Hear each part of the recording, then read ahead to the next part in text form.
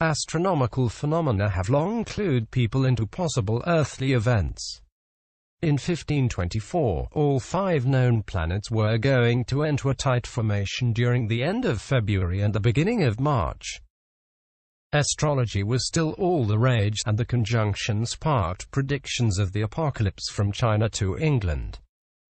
In China, astrological omens seemed to be a warning, and by heeding the warning, people could avert tragedy.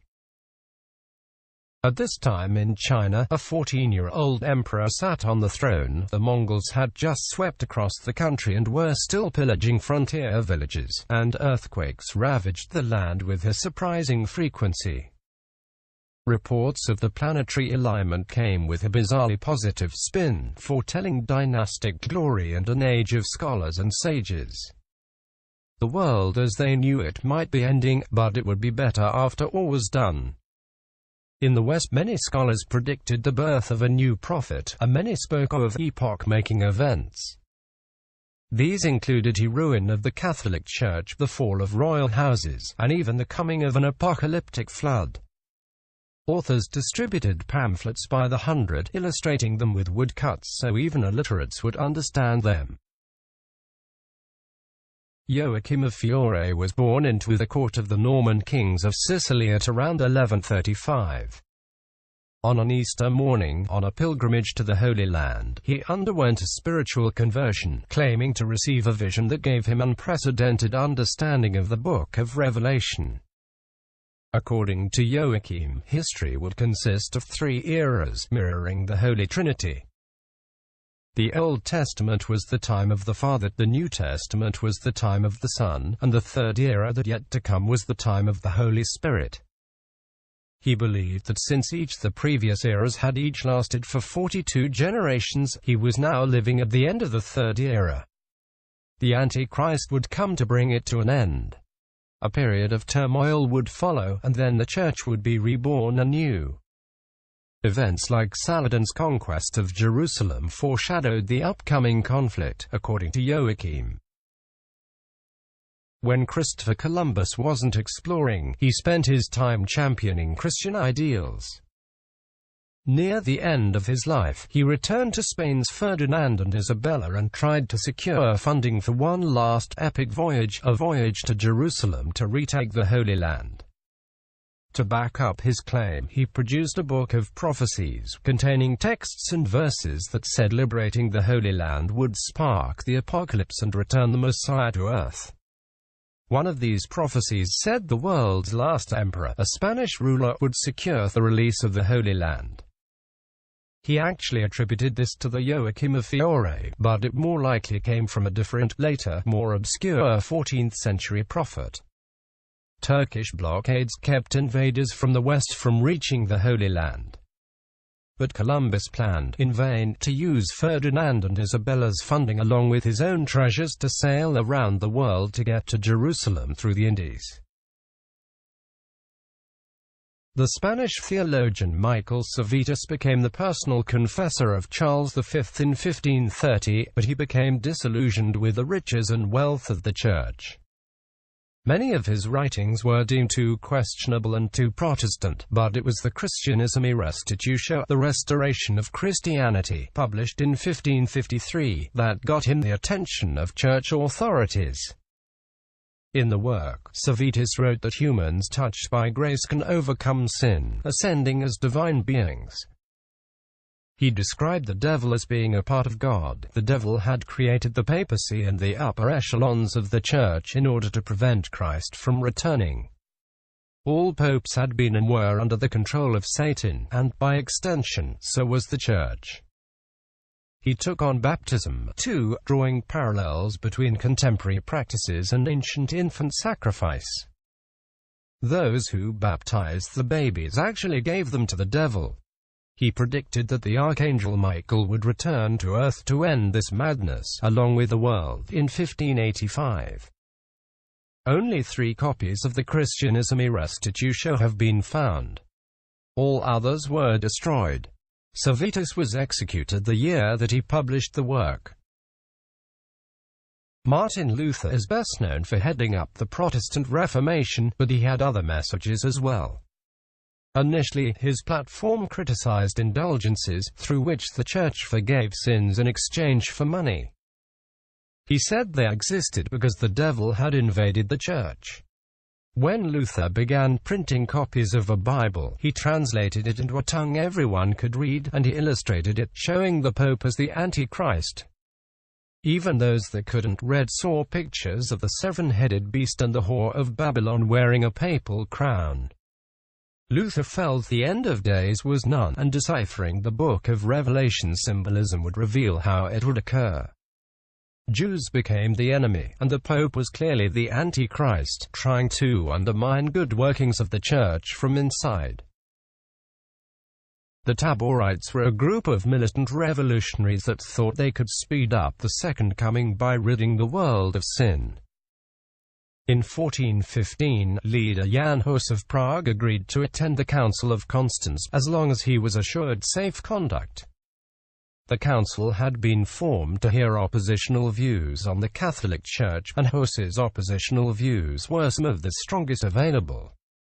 But once he arrived at Constance, Germany, he was seized and burned at the stake as a heretic. Hus's followers, the Taborites, took this opportunity to declare the new pope the Antichrist, and preached that the end of the world was on its way. They massacred countless groups of those they deemed heretics, those loyal to Rome and to the established church. They armed peasants, and they took on the armies of the church. It didn't work out well for them in the end, although they did prove to be a thorn in the church's side for some time. In 1421, 75 of them were burned at the stake as heretics. Small, independent groups were slowly exterminated over the next few decades. Still active in 1497, they scouted areas as far as Greece and Egypt, looking for more pure brothers in arms.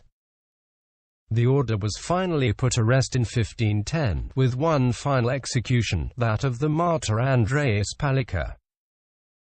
In 847, a strange woman made her way to the Carolingian court in Mainz, Germany. She claimed to have been visited by the divine, receiving given insight into the future of mankind. She knew the apocalypse would come before the end of the year. This woman, Thyra, was such a charismatic speaker that not only did the commoners begin to bring her money and gifts, but members of the clergy began to follow her teachings as well. But before too many of the clergy could turn from the established church to follow this strange foreigner, the archbishop summoned her to a meeting of other heads of the church at St. Alban. Under questioning, she admitted all her divine knowledge actually came from a priest, whose identity she insisted on keeping secret. The bishop sentenced her to a public beating and sent her on her way. Pierre Daly was an astrologer born in France in 1350. With a degree in theology and another in the arts, it's not surprising that his passions would cross.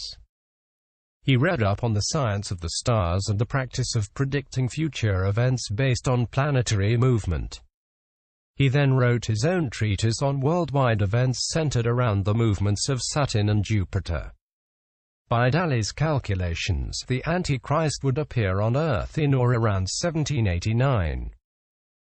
Bravely, he presented his findings to the Pope, even though many scholars had already denied the possibility of making an accurate prediction as to the end of the world. His prophecy was an important one, influencing many future supporters of end-of-the-world theories, including Christopher Columbus. Beatus was a Spanish monk, born around 730 during the Islamic occupation of southern Spain. When he was in his mid-40s, he produced a 12-volume work on the Book of Revelation and the writings of the prophet Daniel. In it, he decreed that the world was going to end in the year 800. While it obviously didn't end, neither did Beatus's writings. Each time the projected year of the world's end came and went, the texts were re-examined and a new date was selected.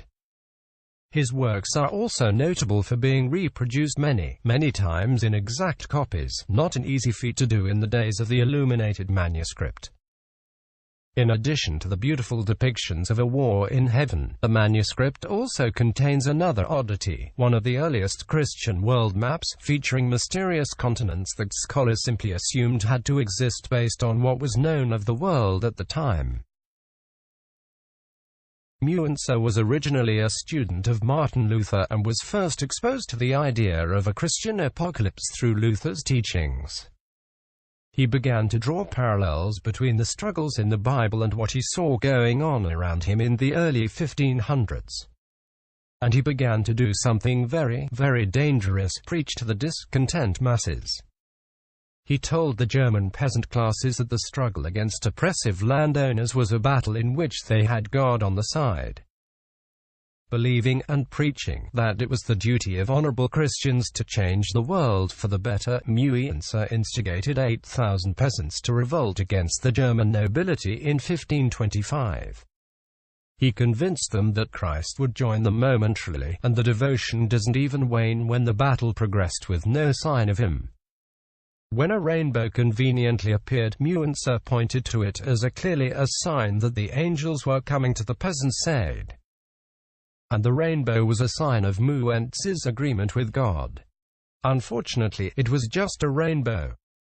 By the end of the day, 5,000 of the peasants were dead, and Muenzer was eventually found hiding under a bed. He was captured, tortured, and executed. Thank you for watching. I hope you enjoyed the content. If so, please consider subscribing for more daily uploads.